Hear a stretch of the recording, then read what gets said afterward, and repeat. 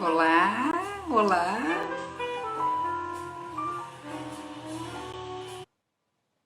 Então, o mais importante que eu queria dizer hoje, eu tô fazendo aqui essa live meio improvisada, decidi fazer de última hora, não divulguei, não convidei ninguém, mas tô feliz com quem tá presente e vou conversar um pouquinho, mas muito rapidamente, porque eu queria só deixar uma mensagem que eu acho que é bastante importante, que eu percebi nesses últimos dias. Então, eu sou Adriana Lombardo, trabalho com coaching transcultural no Brasil, na Jamaica e em qualquer lugar do mundo. No momento, eu estou morando na Jamaica, mas eu apoio pessoas das mais diversas localidades. Muita gente está no Brasil, mas tem gente que está na Ásia, que está em vários lugares por aí. E eu tento apoiar as pessoas em processos de mudança para o exterior ou em processos de mudanças muito impactantes na própria vida, na qual a gente precisa rever a nossa identidade. Então, eu trabalho com liderança, trabalho com carreira, trabalho com mudanças de vida que são importantes, né? Às vezes a gente resolve deixar um emprego e vai se renovar completamente, ou às vezes na primeira maternidade a gente tem aquele impacto de ter um filho e não ter aprendido como ser mãe, e às vezes também numa mudança para um outro país a gente sente muito forte esse choque cultural e a necessidade de ser um outro alguém. Às vezes até por causa da dificuldade de um idioma. Então vamos supor que você fala, né, português muito bem letrada no Brasil, mas aí você chega num outro país e percebe que aquele seu inglês não é tão bom como você falava português, você não consegue ter a mesma fluência, você não consegue se articular nas reuniões do mesmo jeito e aquilo acaba sendo uma barreira para você ter a identidade que você tinha. Então, por isso, é muito importante a gente trabalhar os nossos conceitos de identidade, quem nós somos, conforme os ambientes que a gente frequenta. Então, às vezes, se você é mãe, né, e não é uma mãe de primeira viagem, você está há muito tempo indo para as escolas e fazendo parte de grupos de mães, às vezes você se vê muito bem naquele ambiente, consegue se articular muito bem, mas às vezes no ambiente de trabalho você não consegue ainda participar de uma reunião, de mostrar todo o seu valor, a sua competência ali, porque você precisa de desenvolver uma determinada identidade, às vezes fortalecer a sua autoestima, porque como mãe você pode estar muito bem com a autoestima, mas não está muito bem com a mesma autoestima dentro do ambiente de trabalho. Então, por isso, no coaching transcultural, um dos trabalhos mais intensos é saber quem eu sou e quem eu sou em diferentes ambientes, em diferentes culturas. Dentro do ambiente executivo, eu tento formar líderes globais para que as pessoas consigam participar em diferentes reuniões. Obrigada, Carla, por estar gostando aí dos meus vídeos da Jamaica, por deixar seus comentários aqui. Então, dentro do Adriana Lombardo Coach aqui no Instagram, eu falo muito, dou dicas de carreira, mas não é uma dica de carreira que sirva só para quem está no Brasil. É uma dica de carreira que eu pesquiso para que ela seja global, para que ela seja bem aceita, independente do lugar que você vai. E o Brasil, ele é um país continental, então às vezes você percebe a mudança que é sair de repente da Bahia, ir para o estado de São Paulo e ter que se adaptar numa outra cultura, mesmo dentro do mesmo país. Então, por isso, o meu canal está sempre trazendo dicas de carreira, mas que sejam dicas que servem nos mais diferentes ambientes. O canal está trazendo dica de liderança para quem quer atuar internacionalmente. E nesse momento com a pandemia, está muito mais fácil acessar outros mercados, expandir, levar o seu trabalho para o exterior. Mesmo que você pense que não tem um determinado idioma, ah, Adriana, eu não sei falar inglês, como é que eu faço esse trabalho? Não tem problema nenhum, porque hoje em dia são tantos os mercados que tem, mesmo que seja em português, você pode acessar, né, acessar Portugal, você pode acessar Moçambique, você pode acessar Angola, fazendo o trabalho que você faz. Mas como acessar essas outras culturas e ser bem recebida, sem passar também por um trabalho de ressignificar tudo que você é, a sua identidade, como que você se apresenta em um outro ambiente? Eu fui construindo essa abordagem a partir da minha própria vivência, morando no exterior, estudando culturas, mesmo em Brasília, em livros, em outros lugares, indo para a universidade, estudei na sociologia, estudei na psicologia, estudei na antropologia e fui tentando construir uma abordagem que é praticamente uma das poucas pessoas no mundo que fala em transculturalidade, principalmente aplicada ao coaching. Então, eu estudo vários textos que às vezes são difíceis, são chatos, são exaustivos e tento trazer para a nossa linguagem do dia a dia de uma forma leve, de uma forma simpática, para a gente ir aprendendo juntos, né? E uma experiência que eu queria trazer para vocês, uma experiência bem simples, né? Foi de umas conversas que eu tive com professores do meu filho mais velho. Eu tenho 2 garotos, o mais velho tem 15, e ontem e hoje eu tive que participar de reuniões com todos os professores dele da high school aqui, né, na Jamaica. E a escola dele é americana, mas ele tem professores que são americanos, professores jamaicanos, professores que vieram da Inglaterra, da Austrália, de outros lugares do mundo. E eu fui anotando, então tudo que eles falavam sobre o Luigi eu anotei. Eu tenho essa tendência, eu gosto muito de anotar, então quando eu estou com os meus clientes de coaching, tudo é anotado, tudo é registrado, depois eu faço a avaliação desses registros. Eu tenho eu gosto muito de criar registros de pesquisa para eu poder fazer análise e comparação. Então eu fiz isso nessa reunião com ele, anotei o que cada professor falou. E aí achei uma linha comum. O que é que todos repetiam? E que não era como seu filho é bom, ele é excelente aluno, não era isso. Eu queria saber o que mais eles repetiam que era importante que eu pudesse compartilhar com outros pais, estudantes e no ambiente profissional. O que todos repetiram era: o seu filho é um aluno excelente e ele faz muitas perguntas. Então, uma coisa que eu sempre achei no Brasil, às vezes a gente se envergonha de fazer pergunta. Então a gente vai para uma reunião ou está na sala de aula para fazer alguma pergunta e todo mundo pode ter um monte de pergunta na cabeça e não faz as perguntas. Fica com vergonha, fica constrangido. E eu percebi que independente dessas culturas, todas as pessoas gostavam de ser questionado, gostava de saber que o aluno queria perguntar mais, que ele queria explorar mais o tópico, que ele tinha curiosidade em saber mais sobre aquele assunto. Então eu queria deixar essa dica, né, para quem está aqui, essa dica que é transcultural, de que a gente precisa aprender a tirar essa timidez, esse bloqueio que nós temos ao perguntar. E é muito comum isso, principalmente entre mulheres. Eu sou formada em administração, comecei a trabalhar muito cedo no ambiente de administradores, assumi mesas de reuniões importantes com o diretor de McDonald's, diretor da Pizza Hut, porque eu trabalhei durante alguns anos também como diretora de franquia no Brasil.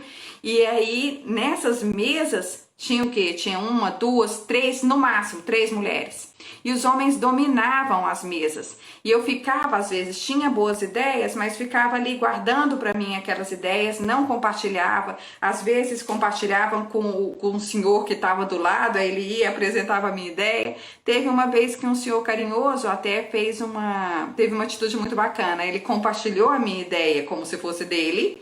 E quando as pessoas disseram que ideia legal, ele falou, é da colega aqui do lado.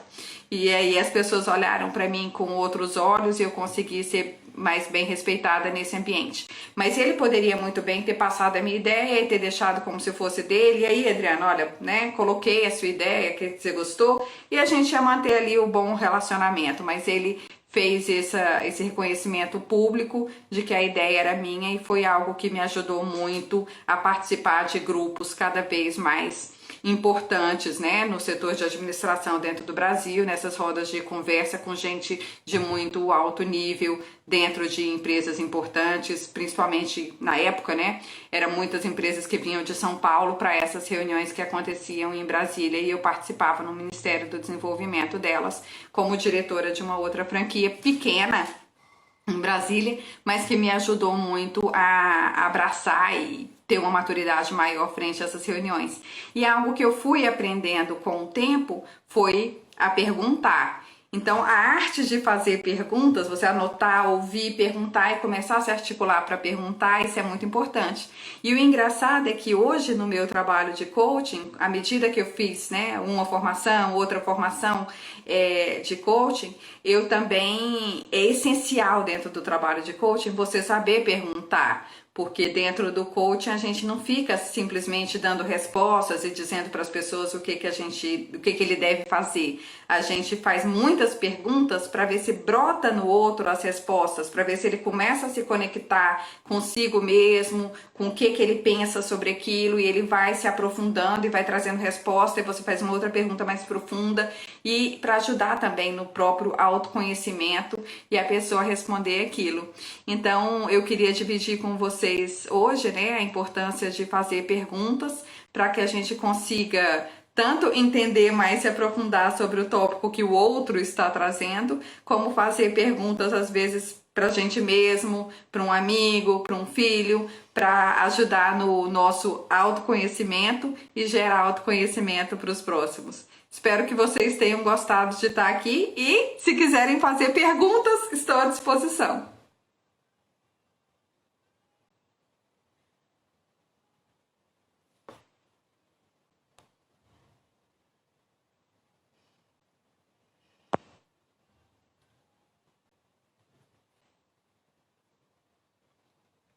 Oi, Vânia, que bom que você está aqui. Eu estava conversando sobre a importância de se fazer perguntas. Como é que você vê isso? Contando um pouco, fazendo uma narrativa sobre a experiência da gente se colocar numa posição de quem pergunta, de quem questiona nas reuniões de negócios, ou então mesmo um estudante frente aos professores, a importância da gente perguntar, de se aprofundar e como isso é bem visto pelas pessoas, pelos professores, pelos profissionais quando eles dão suas palestras. Então deixo meu abraço aqui para vocês e até os próximos vídeos. De vez em quando eu vou aparecer aqui de surpresa e espero que vocês estejam pelo Instagram. Grande abraço!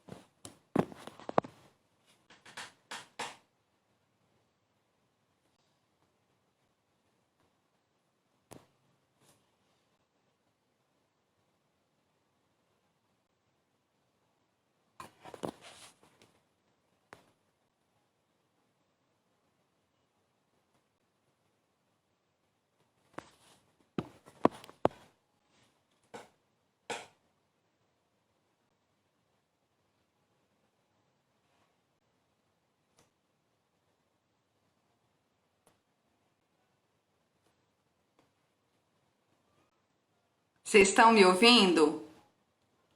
Deu uma falha aqui, mostra aí se vocês estão me ouvindo ainda.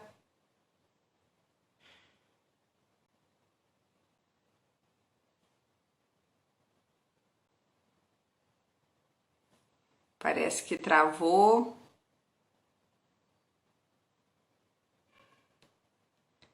Se vocês estiverem me ouvindo... Ah, que ótimo, que bacana. Então, que bom que vocês estão me ouvindo ainda.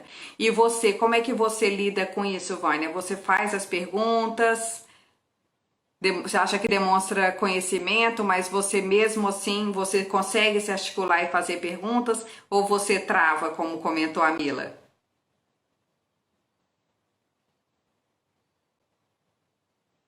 Ah, ótimo, que bom.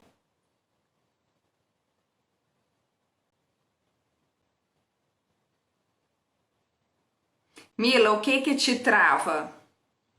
Conta pra mim. O que que faz você ficar bloqueada e não fazer as perguntas? O que que te bloqueia? Porque aí aqui eu consigo te ajudar a pensar como é que você vai pensar novas estratégias para conseguir se desbloquear e fazer sua pergunta. Você participa, né, Vânia? vai ouvindo, vai participando, mas por quê? Porque você deve ter um perfil mais extrovertido, não deve ter um bloqueio para falar, deve se sentir segura com a sua autoestima. Agora, será que você, em qualquer grupo, você consegue falar bem, se articular bem?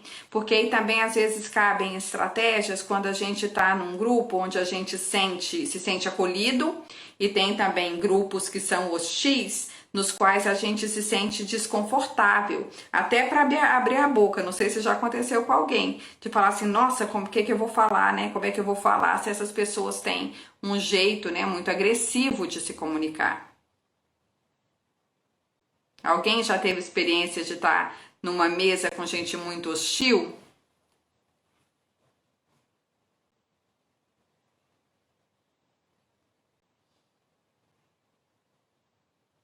A Mila tá falando aqui, o falar, as pessoas me olharem, se eu errar na pergunta e se eu não me posicionar. E o que você acha que você pode fazer sobre isso?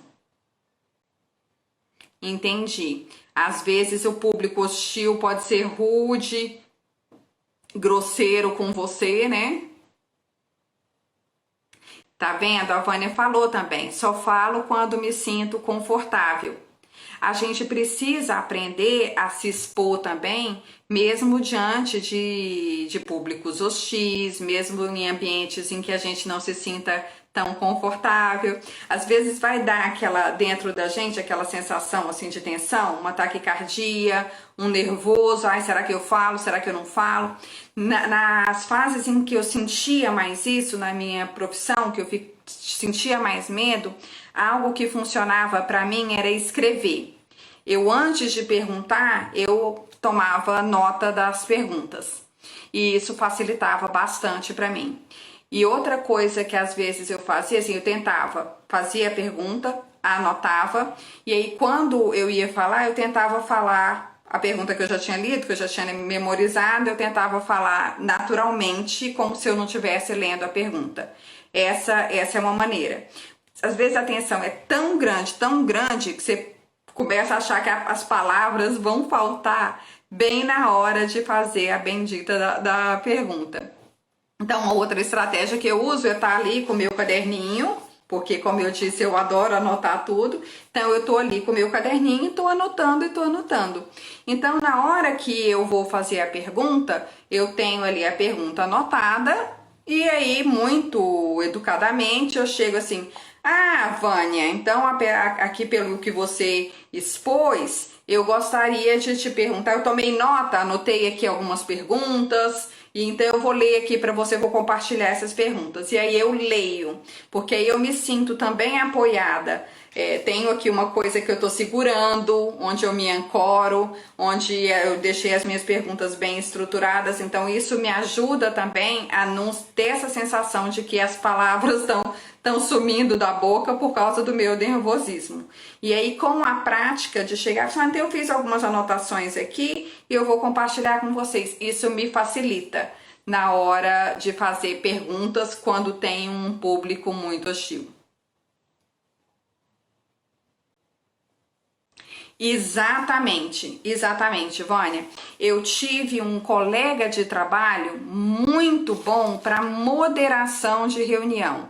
Então, o que ele fazia? Durante a reunião, ele próprio falava assim: eu queria ouvir, né? Eu queria ouvir um pouquinho você, Mila. Então, ele chamava aquelas pessoas que tinham um perfil mais introvertido, ele sabia que tinha um conteúdo, mas às vezes tinha dificuldade para adentrar, ele virava e falava assim: Mila, eu queria te ouvir. Então todo mundo silenciava para ouvir aquela pessoa que tinha um conteúdo, e daí a pessoa vinha trazendo os seus conteúdos, suas reflexões. Então dá também, quando a mesa, né, uma mesa de reunião que tem moderador, antes da reunião começar, você também pode chegar para o moderador e dizer que você tem alguns pontos que queria que fosse colocado em um determinado momento da reunião. Então vamos supor que a reunião tem uma pauta e você quer falar, mas você já sabe, você já se conhece. Aí você pensa assim, na hora de falar, já sei, as palavras podem fugir, que eu posso não dar conta de me colocar, então o que eu faço? Você avisa o moderador. Olha, no final do tratamento da pauta, eu gostaria de falar. Isso também faz com que você tenha a oportunidade mais fácil de entrar na discussão, porque um outro já chamou a atenção do grupo que você vai falar, então você vai poder fazer as suas colocações. E também te obriga a fazer, porque é muito fácil para quem é um pouco mais tímido ou que dentro daquele grupo se sente intimidado pelo perfil das pessoas, né, muito agressivas. E aí você vai ser obrigado a falar, porque na hora que ele falar eu quero te ouvir, né, eu quero ouvir você, Mila, então aí Mila tem que falar. E aí você vai, mesmo que no começo tá com aquele nervoso, você fala. E aí se você tiver as suas anotações, você consegue fazer aquela fala muito consistente e não tem problema nenhum. Muitas vezes, quando a gente não é habituado a falar, a surpresa do grupo é tão grande em ouvir uma pessoa que não é habituada a falar e que mas que pensa, mas que tem ideias, porque infelizmente existe um julgamento de que se você não fala é porque você não tem o que dizer, mas não é verdade. Muitas vezes a gente tem até muito a se dizer, mas não compartilha com as pessoas porque está preso nessa timidez, ou tá preso no medo de se colocar, de ser julgado, de ser mal interpretado e não sabe depois como conduzir. Então, o outro não espera que você não fale, mas que você tenha muito conteúdo. Então, a surpresa é tanta quando você aproxima e fala assim, não, eu tenho sim o que dizer, que você dá voz, que você apresenta seus argumentos para as pessoas, elas ficam tão chocadas que, na maioria das vezes, elas se calam. Elas assustam tanto do conteúdo que você tem, elas se surpreendem, elas se chocam. Então, muitas vezes, depois daquela sua fala, vem um vazio, vem um tempo assim que ninguém fala nada. E aí é muito interessante também, porque aí aparece algumas pessoas que vêm e que apoiam a sua ideia, que dão consistência, etc e tal. Outra coisa que eu costumo indicar para quem vai para muita reunião de articulação e quer se posicionar é que já faça algumas alianças antes. Então, se você sabe de algumas pessoas que vão participar daquela reunião, mas que você sabe que na hora que você for participar, que você for colocar as suas questões, alguém pode vir, né, a combater, ainda que seja uma pergunta, ou reduzir aquela pergunta, ou dizer que aquela pergunta não é necessária. Se você tem alguns apoiadores, eles vão dizer assim, não, eu concordo, não, eu acho que isso é importante, foi uma boa pergunta, foi uma boa colocação. Se você cria um vínculo com quem está moderando ou com outras pessoas, essas pessoas também apoiam. Oh, boa pergunta, que ótima colocação. Isso já intimida os intimidadores a virem com comentários que podem deixar você se sentindo humilhado ou constrangido diante daquele posicionamento. Aí você, então não enviou pauta, muito comum isso acontecer, mas você já deve saber pelo menos qual é o assunto que vai ser tratado. Então, se você quiser me falar um pouquinho, por exemplo, da linha de assunto que você trabalha, eu te ajudo aqui. Mas vamos supor que o assunto vai ser meio ambiente na reunião. Então, você já sabe que vai ser falado sobre meio ambiente. Vamos supor que você trabalha num outro programa, que não tem nada a ver exatamente com meio ambiente, mas do programa de marketing. Você pode começar a pensar como o marketing pode ajudar no meio ambiente. O marketing pode ajudar criando vídeos, cartazes, sensibilizando pessoas sobre essa pauta do meio ambiente. Então você pode começar até com perguntas bem abertas. Às vezes, né, eu sou do setor de marketing, eu gostaria de saber como o marketing pode atuar para conseguir uma maior sensibilização. Como é que a gente pode atuar de forma conjunta? Então, dependendo da pauta, né, vamos falar sobre as vacinas, algum tema mais que que é internacional agora. Você pode chegar de uma área de assistência, como é que a área de assistência, como que o meu trabalho pode apoiar dentro dessa pauta, dentro do que está sendo discutido nessa reunião. O que a gente poderia fazer melhor, o que a gente poderia fazer diferente, né? Quais estratégias podem ser lançadas, e aí você vai ouvir o outro. E quando você tiver alguma ideia também, então você está escutando ali, às vezes você começa a ter insights enquanto você está escutando. Como assistente médica, você está escutando uma reunião e você começa a pensar, nossa, podia ser feito isso, podia ser feito aquilo, podia ser feito aquilo. Aí você vai anotando também o que você pensou, quais são os seus insights. Porque senão daqui a pouco a reunião vai rolando e você esquece os insights, porque você começa a ouvir outras coisas e você esquece aquelas ideias que você teve. Então anota quais são os insights. E o que eu faço nos meus caderninhos? Quando eu tenho uma pergunta, eu ponho a pergunta e às vezes do lado eu coloco com uma canetinha uma interrogação. Quando é uma ideia que eu tive e quero compartilhar, às vezes eu coloco aquela lâmpadazinha, né? E aí eu sei que é uma ideia que de repente eu posso compartilhar no final. E aí você pode trazer a sua ideia. Bom, eu penso que a área de assistência médica poderia fazer isso, isso e isso. Isso já foi pensado antes? Como vocês veem isso, né? Como é que vocês veem essa possibilidade da gente ter uma ação desse tipo? Então, essa é uma maneira também de iniciar perguntas simples, né? Ou então, se você não quiser falar que essa é sua, eu tive essa ideia, você pode falar, pega a sua ideia e fala assim, já foi pensado em se fazer isso, isso e isso antes? As pessoas vão perceber que é sua ideia, mas você não está trazendo diretamente como uma ideia. E aí vão falar assim, não, poxa, que ideia bacana, isso aí a gente poderia incluir. Ou então eles vão dizer, sim, isso já foi feito várias vezes mas não deu certo em nenhuma delas. E aí você pode continuar as suas perguntas. E o que fez com que desse errado? Teria alguma maneira disso ser feito, né, dessa solução ser implementada, mas modificando algumas coisas que deram errado na época, a gente usar essa experiência negativa para poder fazer melhorias e relançar isso, né, relançar essa estratégia, relançar esse produto, coisas do gênero. E aí você continua mantendo nessa parte de essas perguntas que não são tão diretivas e que não são ofensivas, porque você está só perguntando, né? Como se diz em bom português, por perguntar não ofende. Às vezes, claro, às vezes ofende, dependendo da pergunta. Mas você pode levar para esse lado. Não, só estou perguntando, estou buscando esclarecimentos, quero entender melhor como é que o setor poderia ajudar, como é que o meu trabalho poderia estar envolvido nisso para existir maior cooperação. Então as pessoas vão entender que você está ali numa postura cooperativa e de criar, né, uma identidade com um grupo para todo mundo trabalhar junto. Respondeu sua pergunta, Vânia? Que ótimo, então. Eu queria... que bom, que legal.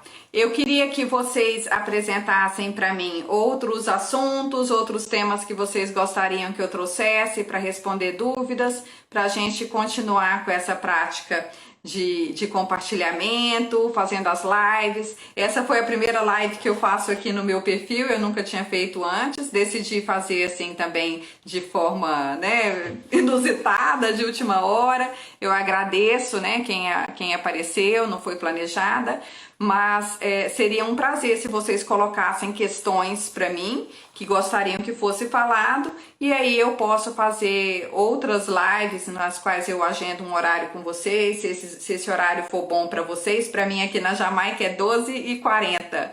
Então é um horário bom, é um horário da minha pausa de almoço mesmo, então dá para parar uns minutinhos para conversar. Se vocês acharem que é um horário legal, eu posso agendar nesse horário também. Então me passem as dicas de vocês, outras perguntas, e a gente continua mantendo esse bate-papo aqui, que eu acho que, para mim, pelo menos como minha primeira experiência, valeu muito a pena. E aí confesso para vocês que eu ainda não tinha feito nenhuma atividade assim ao vivo, por conta dessa minha tendência essa tendência à timidez, a tendência a... Sabe como é que eu vou trazer, né, um tema para um grupo novo, pessoas às vezes desconhecidas, mas por outro lado, também entendo que eu preciso, assim como vocês em outros momentos, destravar, porque a gente tem o conteúdo e guarda o conteúdo por timidez. Isso, de certa forma, é egoísmo, né? Porque a gente pode estar... As nossas ideias podem ajudar outras pessoas, os nossos estudos podem ajudar outras pessoas. E algo que eu já observei muito é que, às vezes, as pessoas muito extrovertidas, que estão sempre, que tomam, né, conta da reunião, às vezes elas não têm um perfil de tanto estudo, de se dedicar a estudar, profundidade e tudo mais, que às vezes as pessoas um pouco mais introvertidas, mais tímidas têm. Então, a gente, quando tem uma dúvida, isso é muito claro. A gente tem uma dúvida, a gente não quer perguntar às vezes, né? Oralmente, verbalmente numa reunião.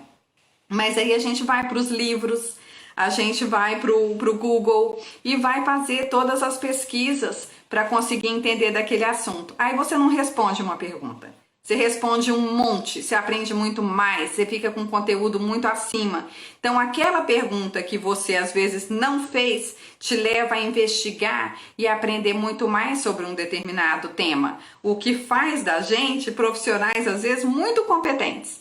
Então, não compartilhar aquilo também que a gente estuda e aprende é, de certa forma, um pouco de egoísmo. Então, eu tô tentando me soltar mais para conseguir trazer essas conversas. Ah, Marcos, muito obrigada. Então, olha, começou a chegar os meus clientes aqui também, né? Que bom, né? Foi uma surpresa bacana.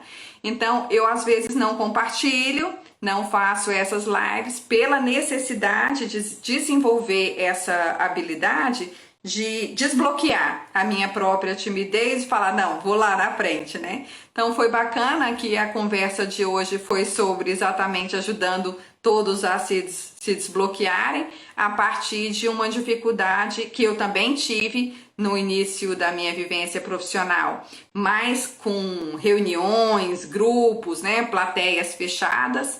E agora eu também quero me desinibir mais para conseguir fazer mais lives ao vivo, responder as perguntas ao vivo, mesmo que não seja só nesses ambientes fechados, hostis e tudo, e que com a minha experiência profissional eu fui aprendendo a lidar e inclusive ajudar as outras pessoas a lidarem com isso. Ah, que ótimo, muito bacana, Mila. Vou então anotar aqui e vou marcar. A gente pode ter uma outra conversa, não sei como é que estão os horários de vocês, mas de repente até essa semana mesmo, na sexta-feira. Ah, que bom, que bom. Mas vai seguindo aí os meus posts. Eu tenho canal no YouTube também, é Adriana Lombardo Coach, tenho página no Facebook, então tem muito material que eu venho divulgando. E aí a gente já vai conversando por aqui, Vânia, criando esse relacionamento, e eu vou continuar trazendo esses temas e ouvindo vocês online, porque para mim também foi muito enriquecedor ouvir as perguntas que vocês têm, identificar as afinidades entre pessoas diferentes, né? O perfil da Vânia, que é um pouco diferente do da Mila, que é de chegar e é capaz de se articular e perguntar, mas precisa também estar num ambiente mais confortável, né? E a Mila que tem que ainda tomar esse passo de começar a se colocar cada vez mais. Então, agradeço muito a participação de vocês que estão aqui comigo e depois a gente pode voltar na sexta-feira nesse horário por volta de 12h30, daqui 2 dias, tá, Mila? E aí a gente, espero que você esteja disponível, porque vamos falar aqui sobre o tema que você escolheu, que é a autossabotagem e o complexo de inferioridade, quando ele impede você de participar de reuniões, de se articular, de falar em público, etc. Então, ó, meu abraço. Beijos aqui, ó, no ritmo do reggae jamaicano. Até a próxima.